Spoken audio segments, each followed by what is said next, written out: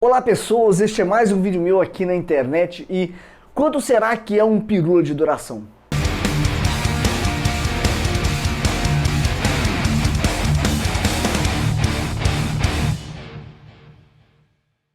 Hoje neste vídeo eu quero questionar quanto é um pirula de duração. Para você que não entende o que eu tô falando, calma que eu vou explicar agora mesmo. O pirula, para quem por alguma razão ainda não conhece, mas deviam conhecer, o Pirula foi um dos primeiros canais que também tem como uma das temáticas centrais ciência, que efetivamente decolou no YouTube, certo? Talvez seja, acho que o primeiro canal que conseguiu muitos inscritos cuja temática principal é ciência, embora ele também fale de outras coisas. E o Pirula já tá fazendo vídeos aí no YouTube há mais de 5 anos. Quando ele começou, eu comecei um pouquinho depois, mas eu parei e ele continuou com todo o vapor. E o Pirula, ele tem uma característica muito marcante dos vídeos dele, desde que ele começou, que é a duração dos vídeos dele.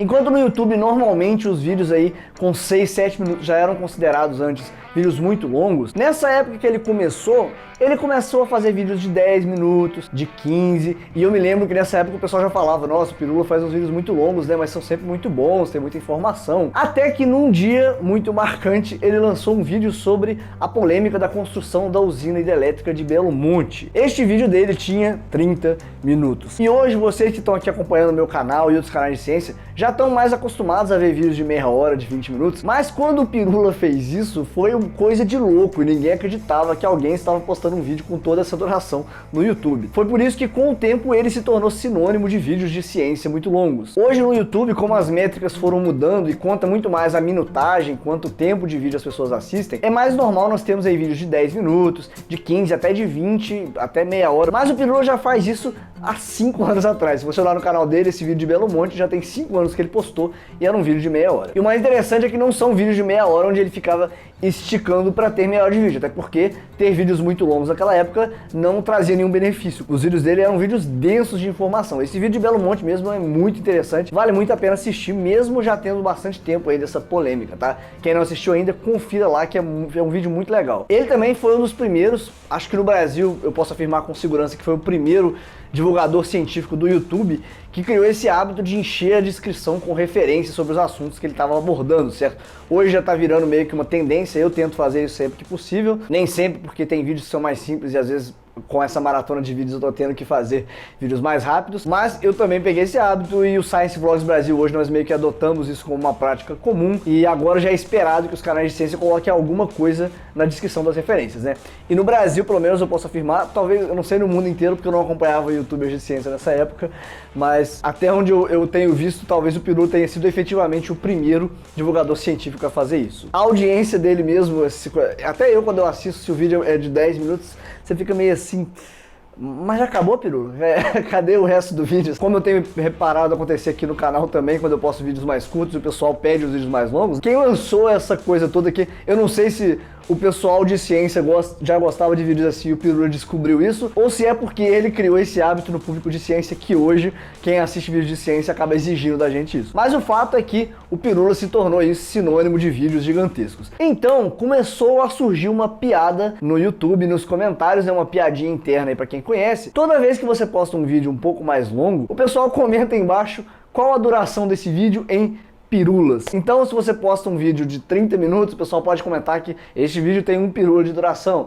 Ou se você posta um vídeo de 10 minutos, esse vídeo tem 0,2 pirulas de duração. E é aí que surgiu um problema pra mim, porque você está falando com um físico, e uma vez que você tem uma unidade de medida, cuja medida ninguém concorda em qual é o significado dela, isso começa a me dar um pouco de alergia. Porque às vezes no mesmo vídeo que eu postava de 20 minutos, tinha um comentário falando que isso era 1 pirula de duração, tinha um comentário falando que era 0,8 pirula de duração, tinha um comentário falando que era 0,5 pirula de duração, e aí não dá certo.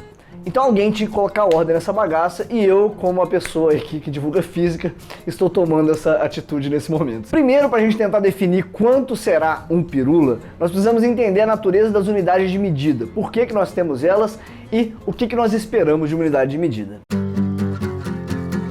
As unidades de medida já são essenciais para a humanidade há muito tempo. Eu tenho um vídeo aqui no canal onde eu falo disso com mais detalhes, o título dele é Você é maior e menor que pensa. Mas a questão é a seguinte, a humanidade sempre precisou estabelecer padrões porque nós precisamos nos comunicar. Até em civilizações mais antigas, os seres humanos já tinham certos padrões, por exemplo, para definir qual era o peso de uma coisa, qual era a quantidade a ser carregada de uma certa coisa, porque eu preciso ter um certo entendimento de eu falar com você que eu preciso de uma garrafa de água. E aí você tá encarregado de ir, sei lá, no povoado vizinho comprar uma garrafa de água para mim de alguma forma. Só que essa garrafa é a garrafa que eu tenho. E você tem uma outra garrafa completamente diferente e eles lá têm uma garrafa completamente diferente. Como nós fazemos para saber exatamente a que eu me referia quando eu falei de uma garrafa de água? A mesma coisa vale hoje para todas as ciências naturais, especialmente a física. Eu preciso saber que essa minha régua, quando eu meço aqui uma certa distância para fazer um experimento com laser, qualquer experimento que seja, eu preciso que esses 30 centímetros aqui equivalham à mesma medida em qualquer outro lugar do mundo. Então se eu disser, bom, eu coloquei um objeto para viajar nessa certa distância, ele gastou tal tempo, e aí eu vou publicar um artigo dizendo os meus resultados aqui. Para que outras pessoas possam fazer esse mesmo teste, para ver se a minha teoria está correta, elas precisam também ter exatamente esse mesmo padrão por lá de o que são 30 centímetros. E é por isso que nós temos hoje unidades de medida, sistemas padronizados de medida na ciência. Então, em qualquer paper que vá ser publicado no mundo inteiro, as unidades de medida têm que ser padronizadas, tem que usar o sistema internacional. E aí cada dimensão física vai ter uma unidade de medida diferente. Por exemplo, comprimento, a unidade de medida padrão é o metro. Tempo, a unidade de medida padrão é o segundo. Massa, a unidade de medida padrão, quilograma. Agora, só a gente definir esse nome, e a gente agora, nós temos o centímetro, nós temos o metro, não é suficiente para saber exatamente se esse valor a que eu estou me referindo vai ser o mesmo valor para uma pessoa em outro lugar do mundo. Para isso, nós precisamos definir o que significam essas unidades de medida. Para você ter uma noção, por exemplo, de como isso é importante, já aconteceram até acidentes e lançamentos de foguetes e satélites por conta de que cientistas esqueceram de fazer a conversão do sistema imperial americano para o sistema métrico. E aí você imagina o problema quando você fala que tem que colocar 10 libras de uma certa substância em um local e você esquece de trocar isso por quilo, e aí podem causar acidentes terríveis. Enfim, por isso que unidades de medida são tão importantes e elas têm que ser um padrão muito bem definido. Dito isso, como que nós definimos, por exemplo, o que é um metro? Porque de onde saiu essa régua? Como que alguém foi fazer essa régua, cortou esse plástico desse tamanho e soube dizer exatamente onde estariam aqui cada um dos milímetros? Tem um pernilongo, filho da mãe, me comendo vivo aqui. Como que o fabricante vai saber qual é o tamanho que tem que ser esse plástico para dizer exatamente que isso aqui são 30 centímetros e colocar uma margem de erro? Bom, para isso nós precisamos relacionar essa grandeza do metro com alguma coisa que esteja na natureza, de forma que pessoas do mundo inteiro possam comparar e fazer aí os seus instrumentos de medição e também estabelecer esses padrões. Vamos começar, por exemplo, com o tempo. A unidade padrão no sistema internacional de medidas do tempo é o segundo. O segundo, a princípio, foi definido como uma fração do dia solar médio. Por que fizeram isso? Porque a ideia é vincular essa medida a algo que esteja na natureza, que seja estável, algo que não mude. Porque eu poderia dizer que um segundo é um intervalo entre as minhas palmas. Pronto, esse intervalo é um segundo. Mas eu posso fazer essas palmas de um jeito diferente na próxima vez que eu bater. Posso bater mais rápido, posso bater mais devagar, e outra pessoa ouvindo pode assimilar de um outro jeito. Então essa não é uma boa forma de dizer o que é um segundo. Eu preciso procurar na natureza algo que seja mais estável para dizer quanto vale esse segundo. Por isso surgiu primeiro, inicialmente, essa definição a partir da duração de um dia solar médio. E aí a ideia era que quem definiria o que é um dia solar médio seriam os estudos em astronomia. Porém, os estudos em astronomia mostraram depois que esse dia solar médio não é uma coisa muito regular por conta da rotação da Terra. A rotação da Terra apresenta algumas mudanças que tornavam esse dia um pouco diferente. Então, se nós fôssemos confiar nessa medição, nós teríamos medidas diferentes de quanto vale um segundo ao longo do ano. E isso não é uma boa característica de uma unidade de medida. E é por isso que essa definição vaga de quanto vale um período de duração me incomoda tanto, porque você precisa de um valor que seja padronizado. Não adianta cada um achar que é um valor. Se cada um acha que é um valor, essa unidade de medida não serve para nada. Então, depois que descobriu que esse dia médio podia variar, foi necessário procurar outras formas de medir o segundo. Até que, com o passar do tempo, com os estudos em mecânica quântica, nós fomos descobrindo os períodos de emissão de radiação de certos átomos da natureza. E esse é um fenômeno que é estável. Esse átomo, se você colocar uma certa temperatura, qualquer átomo que seja, você estabelecer uma temperatura padrão na qual ele deve estar, a emissão de radiação dele vai ser uma coisa estável. Em qualquer lugar do mundo em que você chegar, se você medir isso, você vai obter o mesmo valor, não importa a hora que você meça. Esse é um bom padrão. Então hoje se estabeleceu que 1 segundo, agora eu vou precisar olhar minha colinha aqui porque o valor é absurdamente grande. 1 segundo é a duração de 9.192.631.770 períodos da radiação correspondente da transição entre dois hiperfinos do átomo de Césio-133, quando este átomo está a 0 Kelvin. Kelvin é a unidade de medida para a temperatura. Nós não temos como trazer um átomo para 0 Kelvin especificamente. Porém, essa grandeza fisicamente falando, quando você faz o cálculo, essa é uma grandeza estável. Se você pega um átomo de Césio 133 e conta essa quantidade de períodos aí, obviamente que aí depende da tecnologia que você vai usar, não é para este vídeo aqui. Eu tenho um vídeo aqui sobre relógios atômicos, vocês podem assistir depois se quiser ver. E você pegar então um átomo de Césio 133 a essa temperatura, o seu valor do segundo é estável sempre. E aí, para medir o segundo em qualquer lugar do mundo, basta você tentar emular essas condições com a máxima fidelidade possível. Então, não importa onde você esteja, você consegue encontrar uma forma de medir esse segundo padrão. Vai ficar mais claro a necessidade de trazer para coisas fundamentais da natureza no exemplo do metro, que é o que eu vou falar aqui agora. Quando foi definida qual seria a unidade de medida padrão do metro, ou seja, o que seria a coisa a qual nós vamos vincular o que é um metro, uma das propostas para definir o que seria considerado um metro era a seguinte: pegar um pêndulo, escolher um certo comprimento que fizesse isso aqui, ó. Quando eu solto aqui, que esse caminho levasse exatamente 2 segundos. Isso aqui é o período de um pêndulo, ó. É esse tempo que ele leva para ir e voltar. Então a proposta era, vamos chamar de metro este comprimento que parte aqui dessa base até essa altura de um pêndulo qualquer que seja suficiente para fazer este período ser de 2 segundos. Nós já tínhamos a definição do que seria um segundo na época, e aí a ideia era medir o metro a partir disso. Essa proposta não vigorou porque este tempo vai variar de acordo com o local da Terra em que você está, porque a gravidade da Terra, ela se altera dependendo do ponto em que você está na Terra. Então, essa não é uma unidade que vai ser a mesma em qualquer lugar. Novamente, nós precisamos de coisas que sejam constantes. Qualquer pessoa em qualquer canto do mundo possa elaborar uma forma de medir e encontrar o mesmo resultado que uma pessoa em outro lugar do mundo. Então, isso aqui varia um pouco com a gravidade. Então essa proposta acabou não sendo a proposta aceita inicialmente. A proposta que foi aceita, por parecer mais estável à época, era uma medida do arco da Terra. Você partir de um certo meridiano até o Equador, essa medida definiria quanto seria um metro. Agora, o problema é que, como a Terra gira e todos os planetas aí têm os polos mais achatados, você pode perceber isso, exatamente por conta desse movimento de rotação, esta medida também varia com o passar do tempo. E aí nós temos novamente uma medida que não é suficiente para você poder medir e ser um valor estável. O que se fez então para definir o que era um metro foi fazer mesmo um objeto físico que seria considerado um metro padrão. Esse objeto ficou guardado num museu na França e foram feitas cópias desse objeto de forma que cada local em locais diferentes do mundo tivesse uma referência para definir quanto seria um metro.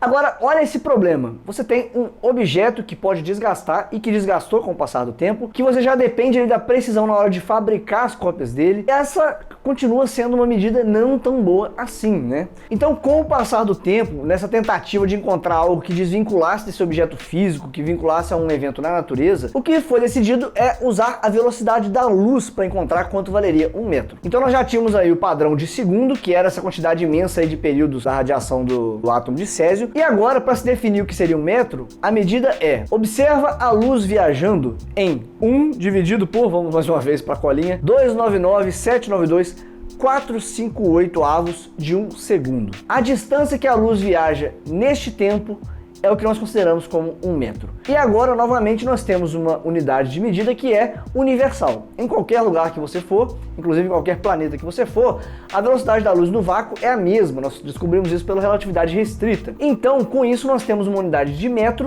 que está vinculada diretamente a um fenômeno da natureza que é estável, que nós sabemos que nós podemos confiar em qualquer canto que você for. Mais uma vez, uma unidade de medida sendo aperfeiçoada, vinculada a algo mais fundamental. O último caso que eu vou trazer para esse vídeo aqui é o caso da massa. Hoje nós falamos aí no sistema internacional na massa de quilogramas. Esta unidade do quilograma foi definida também, assim como a régua anteriormente, ela foi definida a partir de um objeto físico que também está guardado no museu, e foram feitas cópias. O problema é que, depois de muito tempo, quando foi se comparar esses objetos, já tinha uma variação muito grande de massa entre eles. Ou seja, agora nós temos o grande problema de 1 quilograma está valendo um valor diferente em cada país em que você vai. E essa não é uma boa característica de uma unidade de medida. O que está se fazendo hoje é se redefinindo, como nós falamos, em 1 quilograma. Ainda é algo que está acontecendo, mas a tentativa é ligar essa massa não mais ao objeto físico que está no museu, mas sim vincular ele à constante de Planck, que é uma constante universal também. E aí envolve alguns cálculos um pouco mais complexos, envolve uns aparatos, e isso ainda está acontecendo. Por quê? Para nós pararmos de confiar num objeto físico e ligarmos a uma coisa mais fundamental na natureza. Com isso, nós podemos perceber então que uma boa unidade de medida tem duas características principais. Primeiro, elas têm que ser estáveis, independente do tempo que se passe. Esse era um problema com os objetos físicos. Com o passar do tempo, eles desgastam, você precisa fazer uma cópia, você não sabe qual é a confiabilidade. Então, você precisa que isso seja um pouco mais constante. E a outra é essa possibilidade de você poder medir essa unidade de medida padrão em qualquer lugar do mundo sem precisar ficar trazendo um objeto de um país para o outro. Agora vamos então para tentar definir quanto seria um pirula. Hoje tem um site que é muito legal, que eu achei bem divertido até, que ele fala lá, ele faz o cálculo de quanto é um pirula de duração. Eu não sei exatamente como é feito esse cálculo, mas até onde eu entendi, esse cálculo usa uma média. E essa não é uma boa forma de definir uma unidade de medida, porque uma média pode variar. O que é a média? A média é você pegar amostras de todo o conjunto, somar todas elas e dividir pela quantidade de amostras que você tem. No caso então do pirula, se esse é o cálculo que o site faz, eu não sei exatamente se esse é o cálculo, mas você vai pegar a duração de todos os vídeos que o pirula já postou, somar todas essas durações e dividir pela quantidade de vídeos que ele já postou. E aí você vai encontrar qual é a média de duração dos vídeos dele. E aparentemente essa média é de 20 minutos e alguma coisinha assim. O problema é que a média varia. Se o pirula resolve, por exemplo, virar um canal de vídeos de 1 minuto e posta 50 vídeos de 1 minuto, de repente essa média muda de valor. E aí nós temos uma unidade de medida que não é estável. Uma outra proposta seria tentar pegar a moda, que é uma outra característica aí na probabilidade, na estatística, que seria você encontrar dentre entre toda essa amostra, você procurar aqueles valores que são os mais comuns e a partir daí definir qual seria essa unidade. Novamente, essa não é uma boa forma de medir, porque, de novo, se o pirula resolver virar um canal só de lives e fazer só lives de 2 horas, daqui a algum tempo a moda também muda. E aí você passa a ter uma unidade de medida diferente de novo. Então o que eu proponho é que nós façamos o que na física nós já temos feito com unidade de medida.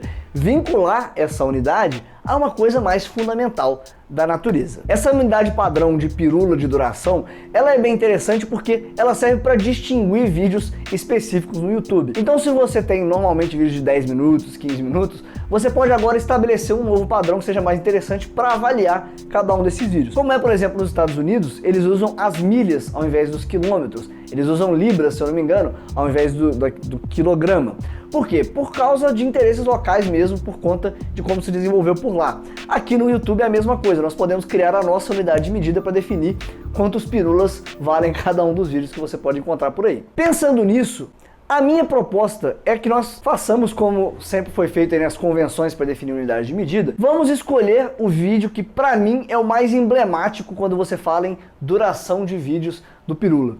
Que pra mim ainda é esse vídeo de Belo Monte de meia hora. Porque é o primeiro que ele postou que realmente tinha uma duração muito longa, tanto pra hoje, né, um vídeo de meia hora pra muita gente já é uma coisa muito longa, mas pra época então foi uma coisa assim, eu lembro quando ele lançou esse vídeo, eu falei, gente, um vídeo de 30 minutos, o pirula é maluco, né? E quando você entra no vídeo, tá lá cheio de referências falando sobre o assunto, e é um vídeo repleto de informação, e é um vídeo que tinha que ter 30 minutos, certo? Ele tem um pouquinho mais de 30 minutos, mas de forma que nós temos uma unidade de medida mais fácil de utilizar, eu proponho que nós vinculemos então um pirula a essa duração de 30 minutos.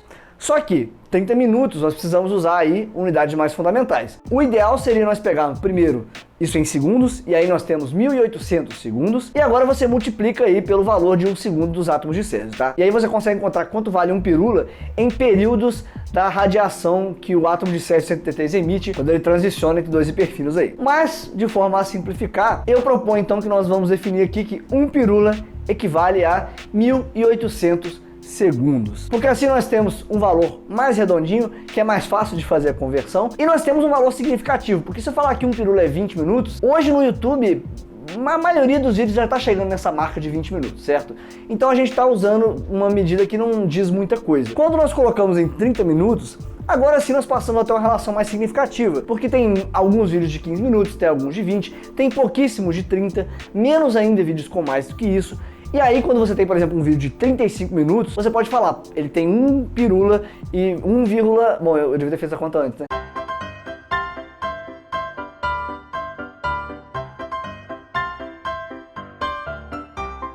E tem 1, algo pirula de duração. E aí você sabe, bom, esse vídeo é um vídeo realmente um pouco maior. Se ele tem 20 minutos, ele tem 0, tantos pirula de duração. Essa unidade de medida passa a ser significativa. Coloca aqui nos comentários o que vocês acham. Acham que essa é uma boa proposta? Recusam essa ideia? Lembrando, gente, que já me mostraram um tweet do pirula falando, já calcularam quanto é um pirula, mas aqui não tem essa de autoridade não. Então não adianta falar que o pirula já falou, porque não é o pirula que define. Se Newton viesse hoje falar que ele não aceita que o Newton valha o valor de Newton aí para você medir força, ele não concorda, o problema era dele, porque já é esse o padrão, porque foram definidos por boas razões. A minha ideia aqui foi usar essa brincadeirinha aí como uma desculpa para falar um pouco sobre unidade de medida e também para recomendar o canal do Pirula para você que não conhece. Quem deixou de conhecer o canal do Pirula porque ouviu alguma coisa a respeito de, sei lá, da ideologia dele, saiba que foram espalhadas muitas besteiras e mentiras mesmo sobre ele. Eu não tô dizendo que eu concordo com todas as coisas que ele fala, mas a questão é que realmente inventaram um monte de mentiras a respeito de quem ele é, a respeito dos pensamentos dele. Se você não conhece ele, vai lá conhecer e tire suas próprias conclusões, tá? Mesmo que você não concorde com o Pirula, não dá para negar que ele é um cara muito inteligente, que os vídeos dele são muito bem referenciados, que ele é um cara muito humilde. Eu já vi quando ele passou uma informação errada e alguém corrigiu, ele trazer essa correção, e isso tem muita gente no YouTube que não tem essa coragem de fazer isso. Eu acho que vale muito a pena vocês conhecerem o canal dele. E se vocês conhecem, você já sabe tudo isso que eu tô falando. Eu tô aqui rezando a missa pro Papa, né? E eu vou parar de falar aqui agora que tá começando só com babação de ovo, né? Grande abraço pro Pirula aí. Mas ainda assim, fica aqui a minha proposta de nós padronizarmos essa medida bagunçada que eu não tô aguentando mais ver cada um falando que tem um valor. Então, a partir de agora, eu proponho que um pirula equivale a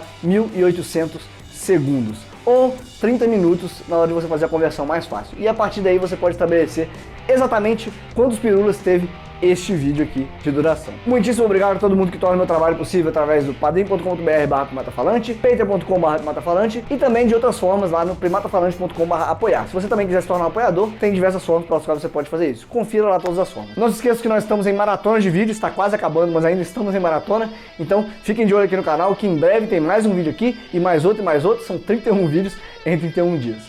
Grande abraço para vocês e até o próximo vídeo.